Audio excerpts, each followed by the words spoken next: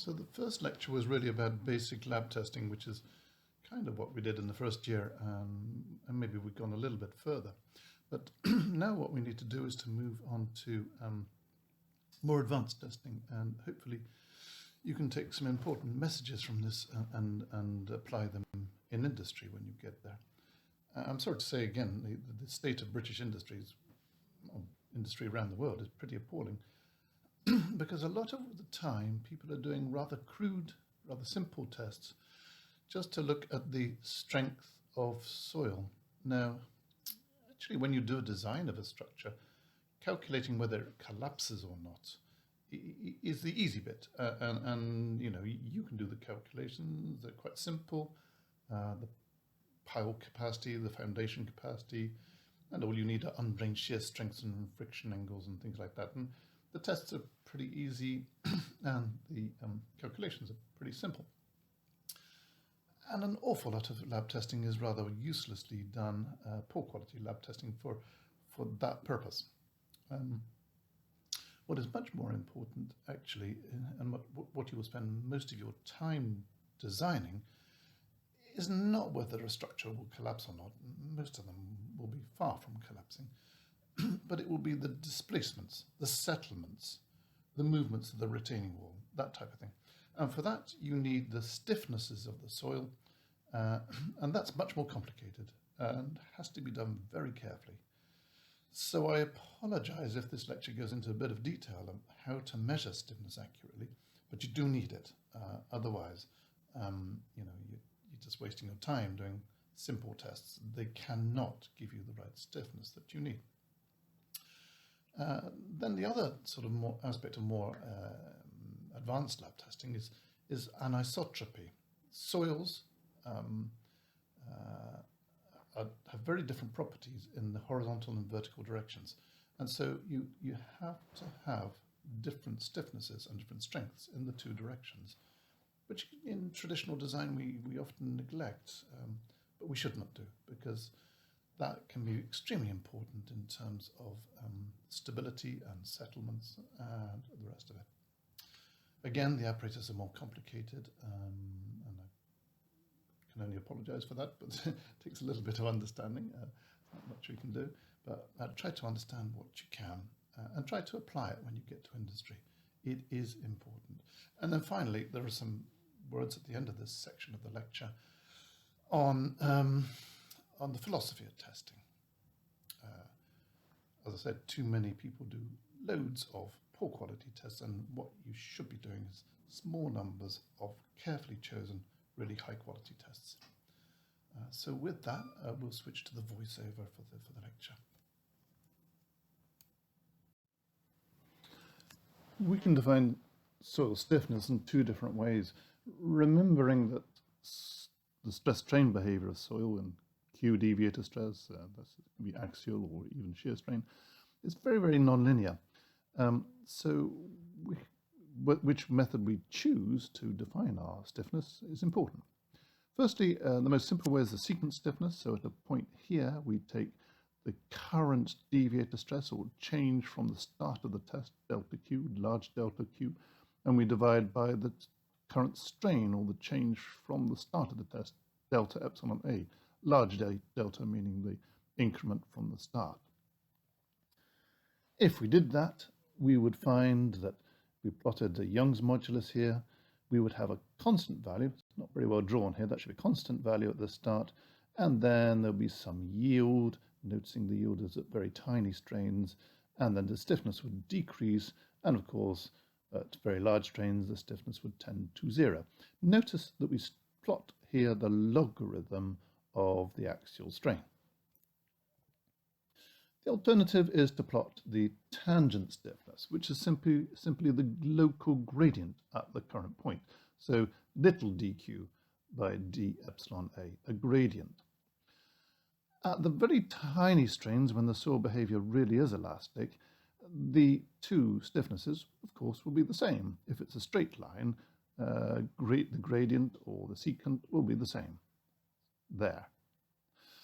But of course, as the soil yields, it's yielding here, the two will diverge, and notice that the tangent is always less than the secant.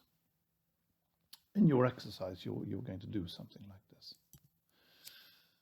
Notice for the tangent at the peak, well, of course, the gradient is 0 at the peak, and at the critical state, well, the gradient is 0 at the critical state.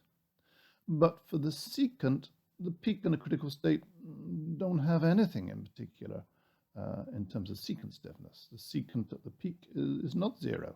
It's that gradient there. Or the secant of the critical state can be anything you want as the strain increases. So the secant is not really so useful. Secant moduli have little physical meaning, but they're often used nevertheless.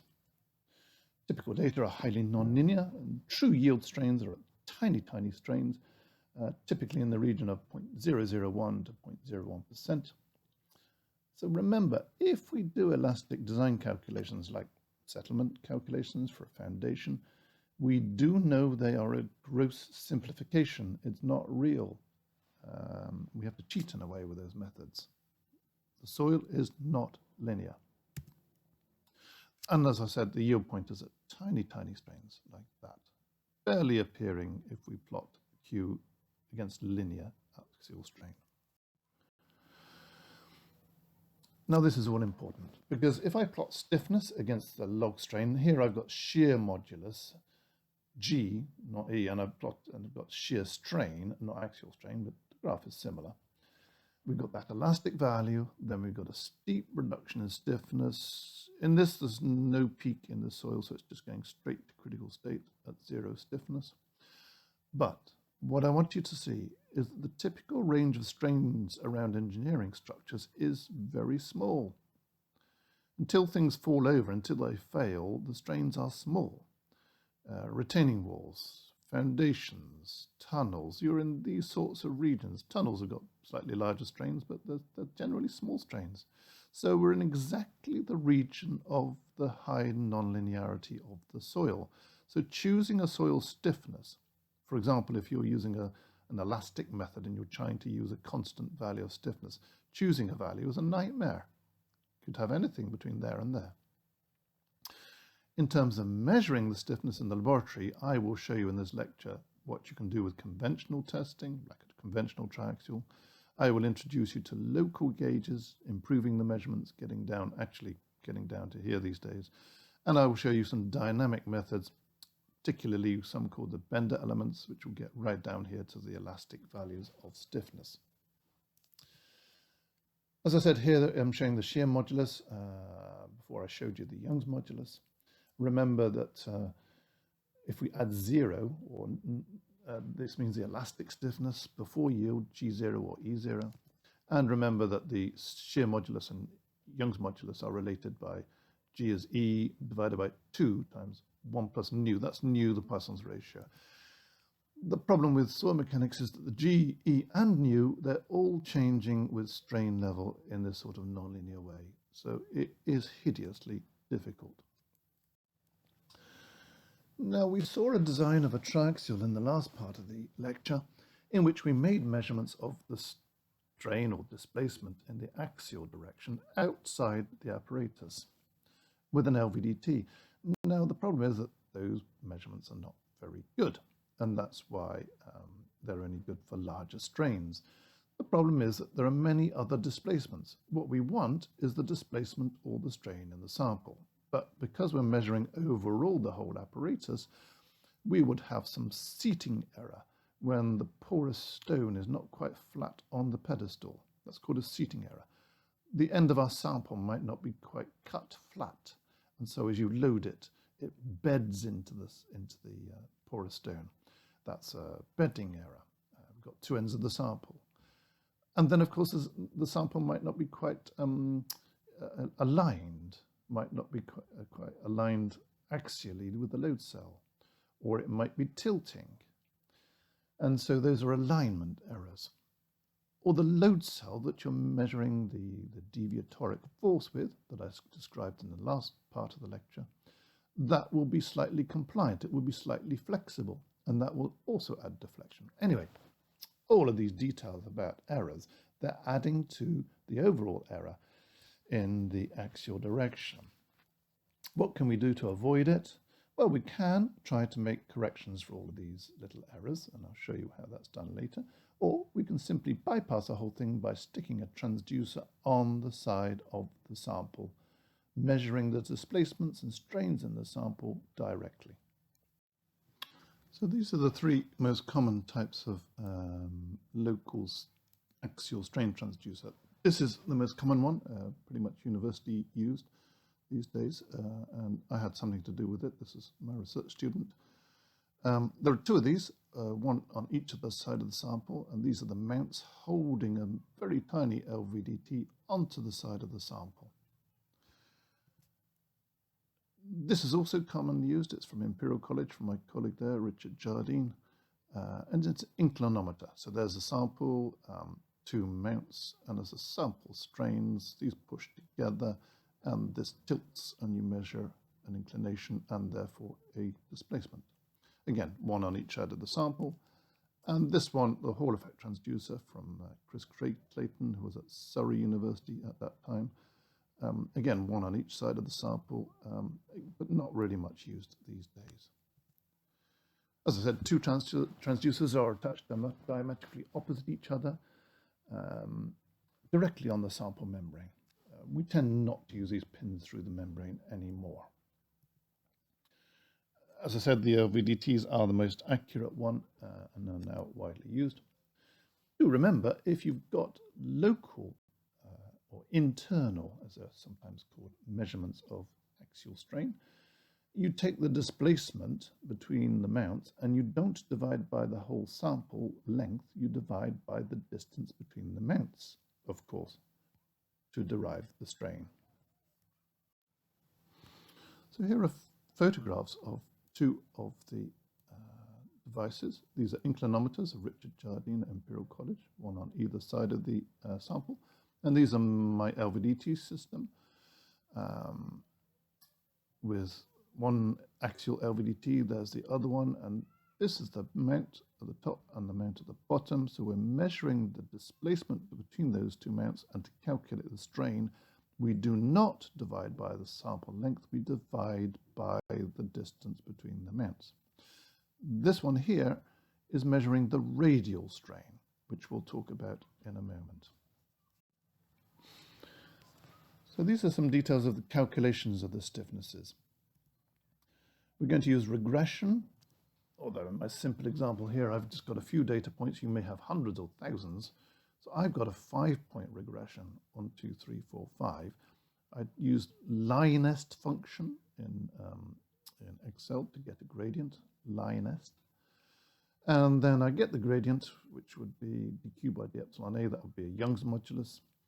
And I plot that gradient against the strain at the middle data point. So I must have an odd number of data points, not even, because I want to plot against the strain at the middle. And then we increment this regression to the next 5 points. So 1, 2, 3, 4, 5. And we plot against the strain for that data point. And just increment one data point at a time. So we'll have stiffnesses for every data point except, of course, the first two.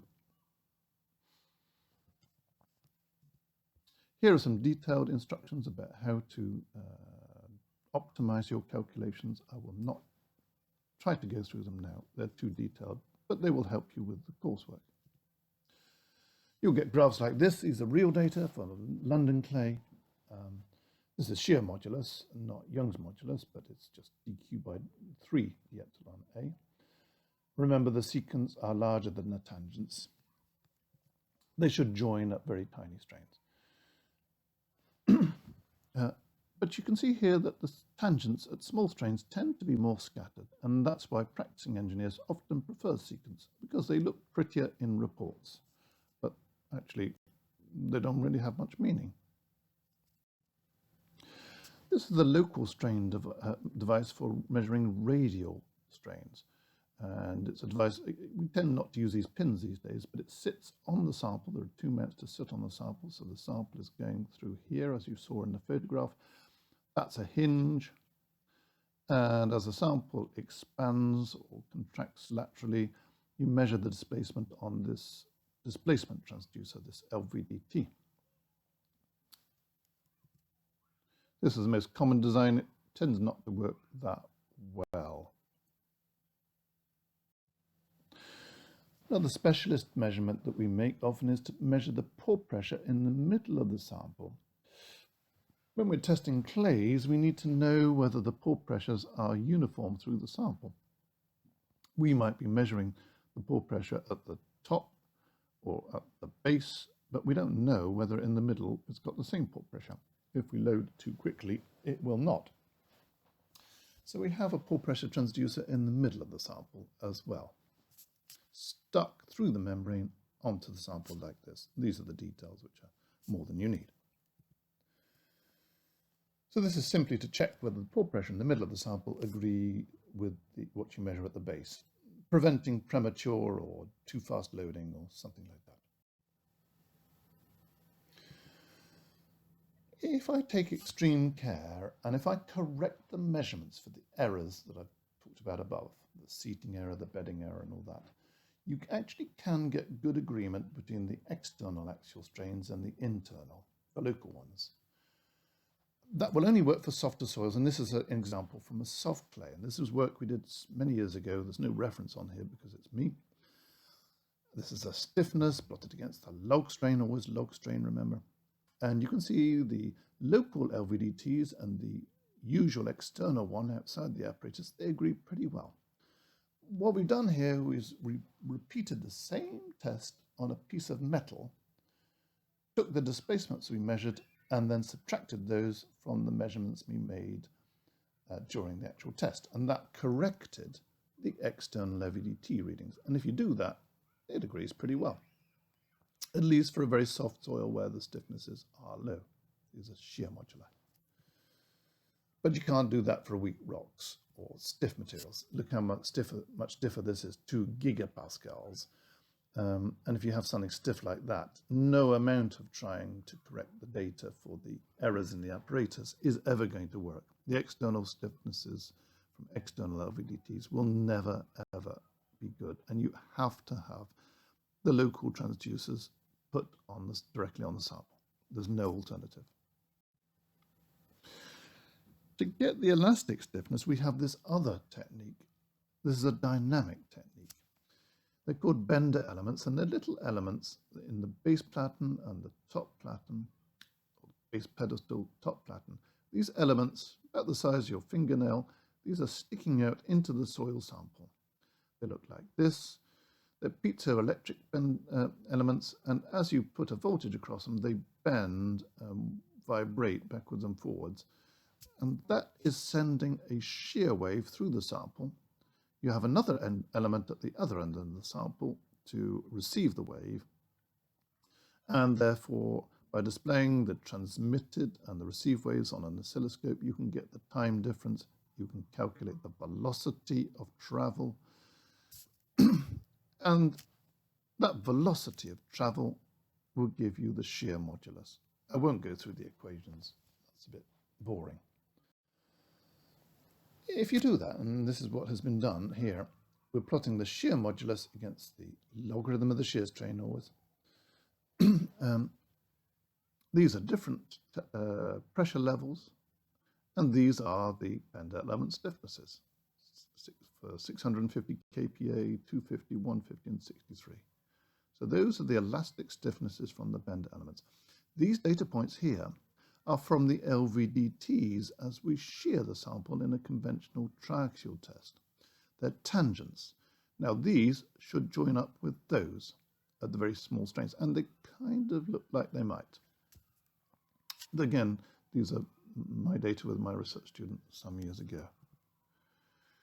Now I have to say that we cheated a bit because this is a very soft soil again, a reconstituted kaolin. This is the sort of kaolin that you used in your odometer tests. Reconstituted means that we mix it up in the laboratory. And it's been isotropically compressed in the triaxial. So that means the stiffnesses are isotropic. We'll see that later. That's important.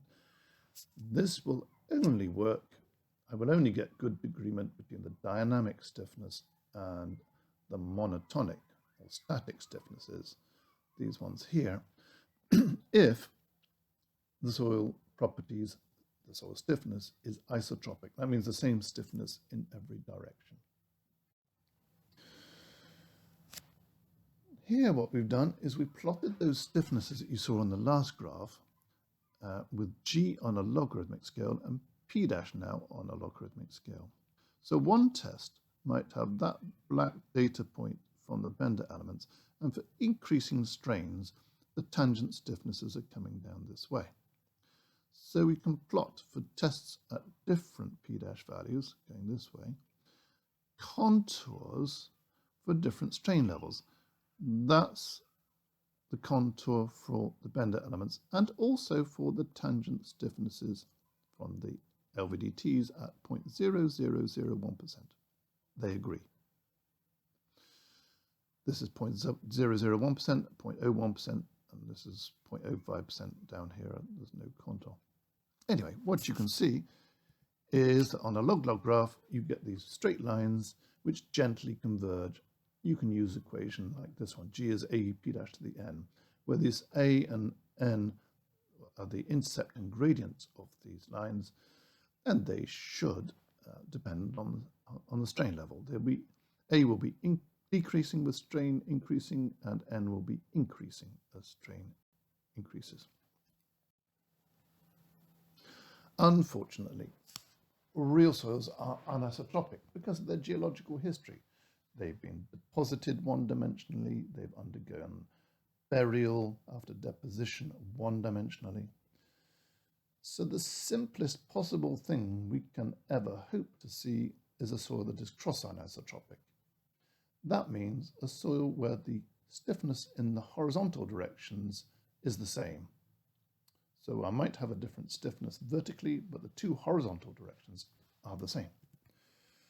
If that is the case, then there will be 8 stiffness parameters, 2 Young's moduli, a vertical one and a horizontal one, 3 Poisson's ratios, 3 shear moduli. Luckily for us, only 5 of those are independent. I only got to measure 5 things. I shan't tell you which 5. Our Bender elements are measuring what's called GVH. It's V is the direction of propagation of the shear wave. That means it's propagating V for vertically. And the plane of polarization, that means the direction it's vibrating in. It's vibrating horizontally because the Bender element's vibrating horizontally.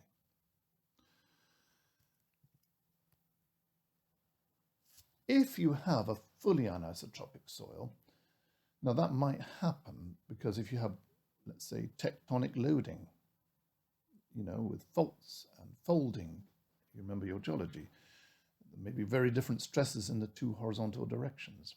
Well, if you did have a fully anisotropic soil, you're in real trouble.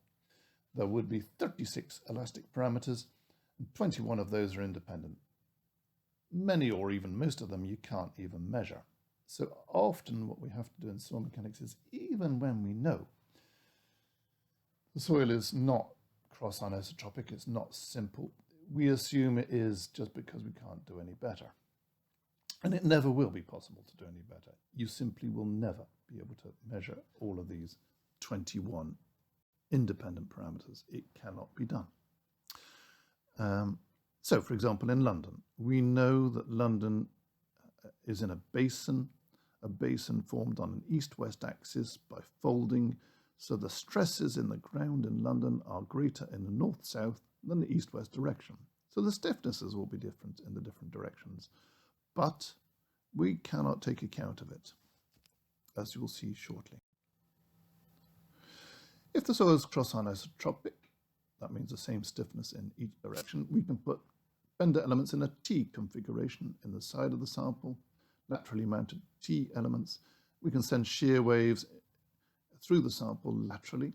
This one will waggle that way, and this one will waggle this way. And we get these 2 other stiffnesses, GHH and GHV, from those. The other thing we can do is we can do very accurate loading in our triaxial. We use our triaxial and we just change axial stress just by, look at that, it's 1 kilopascal. We do a load, unload of 1 kilopascal. We measure some tiny, tiny, tiny axial strains. And that's pretty straight, and we get a Young's modulus from that. Now that's a Young's modulus in the vertical direction. It's elastic because it's coming back down the same line and it's straight. So that's the Young's modulus in the vertical direction. We could repeat that in the radial direction. We could change the cell pressure and increase the horizontal stress to get the Young's modulus in the horizontal direction.